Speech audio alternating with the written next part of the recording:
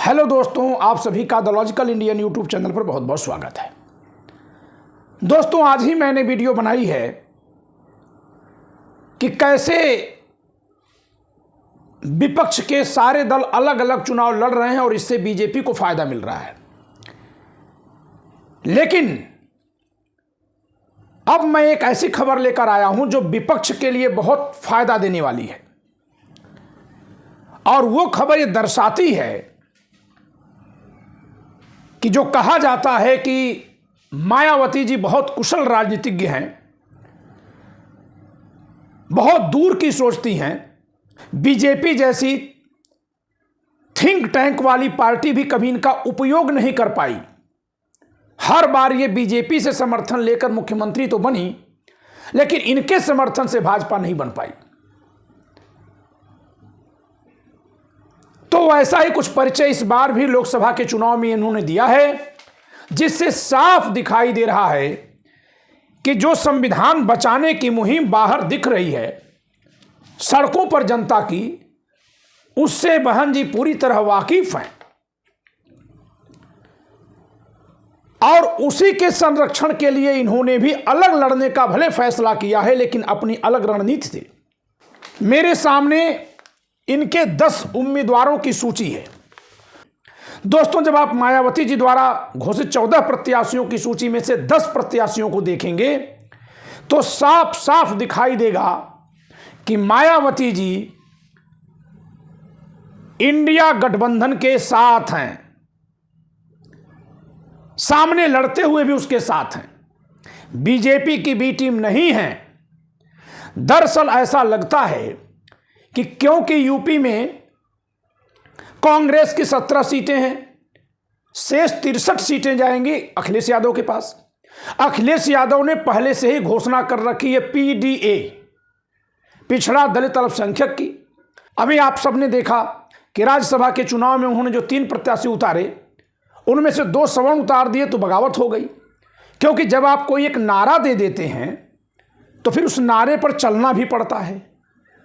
दूसरी बात, इसमें कहीं कोई संदेह नहीं है कि मायावती जी के समर्थक बड़ी ताकत से, बड़ी शिद्दत से इनके साथ खड़े रहते हैं। इतनी शिद्दत से किसी और पार्टी के कार्यकर्ता समर्थक उस नेता के साथ नहीं है। यह पार्टी के रूप में इनकी बहुत बड़ी ताकत है, जो किसी भी तरह का फैसला लेने के लिए इनको एक तरह से स्वतंत्रता देती है।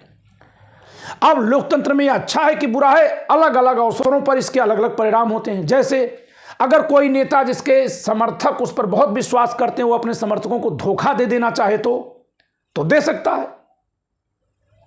भाई, मोदी जी के कम समर्थक नहीं है, समझिएगा। ये जो ओलंपिक पदक विजेता बेटियां गई थी मिलने, वो भी समर्थक थी, लेकिन जब अपने पर पड़ी तो क्या कर रहे थे? सरकार में बैठे हुए थे। तो समर्थक की परवाह करना और समर्थक के कंधे पर पैर रख के सत्ता तक जाना, ये दोनों उस नेता पर निर्भर करता है जिसके समर्थक इस तरह से हैं। अब तक मायावती जी को कभी अपने समर्थकों को केवल यूज करते नहीं देखा गया है। इनके बारे में एक अच्छी चीज ये है कि चाहे कोई इनका मतदाता वर्ग हो या न हो, जब भी ये सत्ता में आती है तो सबकी परवाह करती है। और यही कारण है कि पूरे भारत में जो लोग इनके समर्थक हैं और मेरी आलोचना से परेशान हो रहे हैं, परेशान मत होइए। जिससे उम्मीद होती है आलोचना उसी की होती है। आपको मैं हक दे रहा हूं कि आप मुझे डांट लीजिएगा कि सर आप तो ऐसे नहीं थे, आप ऐसे क्यों हो रहे हैं। नीतीश कुमार की हम लोग आलोचना कर रहे हैं? नहीं कर रहे हैं। आलोचना किसकी हो रही है? मायावती जी की। ये आलोचना नहीं है, ये उम्मीद है। और देखिए, आलोचना का असर हुआ नहीं, उम्मीद कायम हुआ। इन्होंने उम्मीद को कायम कर दिया। 10 प्रत्याशियों का नाम मैं गिना रहा हूं। अभी सुबह मैंने एक वीडियो अपलोड की है कि अगर इस तरह से लोग अलग अलग लड़ेंगे तो बीजेपी जीतेगी, इसमें कोई संदेह नहीं हो। जो मैंने सुबह व्याख्या की वो वैज्ञानिक व्याख्या है। लेकिन अब जरा देखिए, मैंने उसमें क्या कहा था कि अगर मायावती जी, यहां तस्वीर मैंने इनकी लगाई थी, कि अगर मायावती जी मुस्लिम समाज के लोगों को टिकट दे देंगी, सवर्णों को टिकट नहीं देंगी, पीडीए के नाते अखिलेश यादव भी नहीं देंगे, तो फिर सवर्णों का एक तरफा वोट जाएगा बीजेपी के पास। आप कह रहे होंगे वो तो जाता ही है, ऐसी बात नहीं है। हरिशंकर तिवारी किसके विधायक सांसद होते हैं? रितेश पांडे किसके सांसद विधायक थे? उस इलाके के क्या ब्राह्मण उनको वोट नहीं दिए? ये तो प्रत्याशी की जात पर भी निर्भर करता है ना। हाँ, जात के रूप में सवर्ण जो है बीजेपी के साथ हैं, तो वही तो वोट काटना है। तो जरा देखिए मायावती जी ने, क्योंकि ये स्वतंत्र है, ये पीडीए के फार्मूले से बंधी नहीं है, इनका नारा है बहुजन से सर्वजन की ओर, और उसी नारे को आगे करके कानपुर में इन्होंने टिकट दिया है कुलदीप भदौरिया को, जो राजपूत समाज से आते हैं। बीजेपी वहां ब्राह्मण समाज के व्यक्ति को खड़ा कर रही है। इस तरह से सवर्ण वोटों में बंटवारा होने से बीजेपी का नुकसान होगा, और वहां बीएसपी एक मजबूत दावेदार के रूप में या तो खड़ी होगी, या इसके इस तरह से प्रत्याशी खड़ा करने पर गठबंधन का प्रत्याशी जीत सकता है। अगली सीट है मुजफ्फरनगर। मुजफ्फरनगर में इन्होंने दारा सिंह प्रजापति को टिकट दिया है, जो अति पिछड़े समाज से हैं, और वहां अति पिछड़ा समाज बहुसंख्यक है। आमतौर पर अति पिछड़ा समाज बीजेपी और सपा के आसपास रहता है, लेकिन बीएसपी ने वहां अति पिछड़े को टिकट दे करके साथ में दलित और मुस्लिम का कॉम्बिनेशन अगर बनेगा तो जिताऊ तरीके से वहां घेराबंदी कर दी है। अब देखना है कि वहां गठबंधन कौन से प्रत्याशी खड़ा करता है, लेकिन मायावती जी ने जो वहां प्रत्याशी खड़ा किया है वो गठबंधन से ज्यादा बीजेपी को परेशानी में डालने वाला है। तीसरी सीट पर मैं बात करूंगा दोस्तों अकबरपुर अंबेडकर नगर। यहां से मायावती जी ने ब्राह्मण को उम्मीदवार बनाया है, राजेश त्रिवेदी को। वो ब्राह्मण बहुल सीट है, वहीं से रितेश पांडे चुनाव जीते थे। वहां आपने राजेश त्रिवेदी को सीट पर ऑफर कर दिया। अब वहां अगर बीजेपी से रितेश पांडे को टिकट मिलता है तो दो ब्राह्मण आमने सामने होंगे और इससे बीजेपी का नुकसान होगा। वहां या तो बीएसपी की सीट निकल सकती है, या इससे गठबंधन को माइलेज अगर मिलता है तो गठबंधन निकल सकता है। यानी वहां अगर सांसद में कोई पड़ रहा है तो बीजेपी। अगली बात, मेरठ में आपने ब्राह्मण को टिकट दिया है देवदत्त त्यागी को। वहां सवर्णों में ब्राह्मण बहुल है मेरठ में, और इसके अलावा मेरठ सीट जो है वो दलित बहुल भी है। सुना होगा आप लोगों ने कि मेरठ से सपा ने भानु प्रताप जी को टिकट दिया है, जो दलित समुदाय से आते हैं, पीएम हटाने वाले आंदोलन के एक प्रमुख चेहरे। लेकिन सुनने में आ रहा है कि सपा वहां टिकट बदलने जा रही है। यानी बाहर से जो लग रहा है कि ये लोग लड़ रहे हैं, अंदर से नेताओं को यह खबर है कि अगर सरकार दोबारा लौटेगी तो संविधान को, लोकतंत्र को बहुत बड़ा खतरा होगा, और जनता जो इनको उम्मीद की नजरों से देख रही है, फिर जनता इनको उतार फेंकेगी, और जनता क्या उतार फेंकेगी, फिर संविधान, लोकतंत्र बचेगा ही नहीं। तो ऐसे में मेरठ से इन्होंने ब्राह्मण को टिकट दे करके एक बहुत बड़ा कार्ड खेला है। अगला है बागपत से। बागपत दोस्तों जाट और गुर्जर बहुल इलाका है, इसके अलावा मुस्लिम बहुल इलाका है। बागपत जयंत चौधरी की सीट, वहां बहन जी ने बड़ी जबरदस्त घेराबंदी करते हुए गुर्जर प्रवीण बंसल को टिकट दे दिया है, जिससे वहां गुर्जर समुदाय अब जयंत चौधरी यानी बीजेपी आरएलडी गठबंधन को वोट नहीं देगा और वो चला आएगा बीएसपी में। अगर मुस्लिम मतदाताओं का साथ वहां बीएसपी को मिल गया तो वो सीट बीएसपी के खाते में आनी तय दिख रही है। अब ये इंडिया गठबंधन पर भी है कि वे भी उन सीटों पर थोड़े कमजोर प्रत्याशी उतारे या उस तरह से घेराबंदी करे जहां बीएसपी मजबूत है, जिससे सीट बीएसपी जीत सके, बीजेपी को लाभ न मिले। दोनों पर जिम्मेदारी आएगी ना। ऐसा थोड़ी है कि नहीं ये केवल सीट काटने के लिए, वोट काटने के लिए अपना बलिदान करेंगी। ऐसा तो कोई नहीं करेगा, हर नेता राजनीति में अपने लिए है। लेकिन ये साफ है कि बहन जी ने जो टिकटों का बंटवारा किया है बहुत समझ बूझ कर किया है, और ये बीजेपी को सांसद में डालने वाला है। इसीलिए मैंने शीर्षक दिया है कि बसपा सुप्रीमो की चाल से बीजेपी के चाणक्य चकराए। बहुत जश्न मनाया जा रहा था, गठबंधन में नहीं शामिल हुए, शायद गठबंधन में शामिल हो जाती तो इस तरह से काम नहीं हो पाता। तो दोस्तों, मैं एक निवेदन बीच में और आपसे करूंगा, अगर मैं किसी नेता की आलोचना करता हूं तो वो मेरा भी नेता है। नरेंद्र मोदी भी मेरे नेता हैं, तभी तुम लोग दिन भर आलोचना करते हैं। राहुल गांधी भी हमारे नेता हैं, मायावती जी भी हमारी नेता हैं, अखिलेश यादव भी हमारे नेता हैं। ठीक है कि आप जिसको पसंद करेंगे उसको वोट दीजिए, हम जिसको पसंद करेंगे हम वोट देंगे, जो जनता में से जिसको पसंद करेगा वोट देगा। लेकिन हमारा जो लक्ष्य है, मेरा मैं अपनी बात कर रहा हूं, जैसे मेरी चिंता क्या है कि संविधान और लोकतंत्र बचे। तो अगर मुझे लगेगा कि नहीं बचा रहे हैं तो मैं उस भाव से आलोचना करूंगा। समझिएगा बात को। अगर मान लेते हैं कि आपका लक्ष्य है कि हिंदू राष्ट्र बना दिया जाए, अब यह लक्ष्य गलत भी हो सकता है, सही भी, लेकिन लक्ष्य तो आप अपना तय करेंगे ना। इच्छा अपनी आपकी होगी। एक मतदाता के रूप में आपकी इच्छा है हिंदू राष्ट्र तय करने की, भारत को हिंदू राष्ट्र बनाने की। तो आप क्या अपेक्षा करेंगे? मायावती जी ऐसे ऐसे उम्मीदवार खड़े करें कि इंडिया गठबंधन के प्रत्याशी हार जाए, 400 सीट पार हो जाए, अब की बार बीजेपी 400 पार हो जाए। अब हम इसकी आलोचना कर सकते हैं कि आपका लक्ष्य खराब है, लेकिन आप ऐसी सोच अगर रखते हैं तो आप इस तरह से सोचेंगे। मेरी सारी सोच इस संविधान के साथ है, लोकतंत्र के साथ है। इसलिए अगर मुझे कभी दिखेगा कि इस कारनामे से, इस तरह के निर्णय से संविधान की लड़ाई कमजोर पड़ रही है, तो भाई मैं तो फिर चिल्लाऊंगा, शोर मचाऊंगा। आपको थोड़ा मेरे पर भी विश्वास रखना चाहिए। दोस्तों, इस देश में कबीर दास बहुत कम होते हैं। कबीर दास किस जमाने में थे? कबीर दास तुगलकों के जमाने में थे। जी हां, फिरोज शाह तुगलक। और जबकि दिल्ली की गद्दी पर मुस्लिम सुल्तान बैठा करते थे, उस समय वो कहते थे कि काकर पाकर जोर ले मस्जिद लई बनाए, ता चढ़े मुल्ला बाग दे का बहरा हुआ खुदाए। सरेआम आलोचना करते थे इस्लाम की अतार्किक बातों की। दूसरी तरफ मूर्ति पूजा पर प्रहार करते थे। पाथर पूजा हरि मिले तो मैं पूजूं पहाड़, और घर की चकिया को न पूजा जाका पीसा खाए। तो कभी कुछ कबीर दास भी समाज में होने चाहिए, जिससे कि सबको आईना दिखाया जा सके।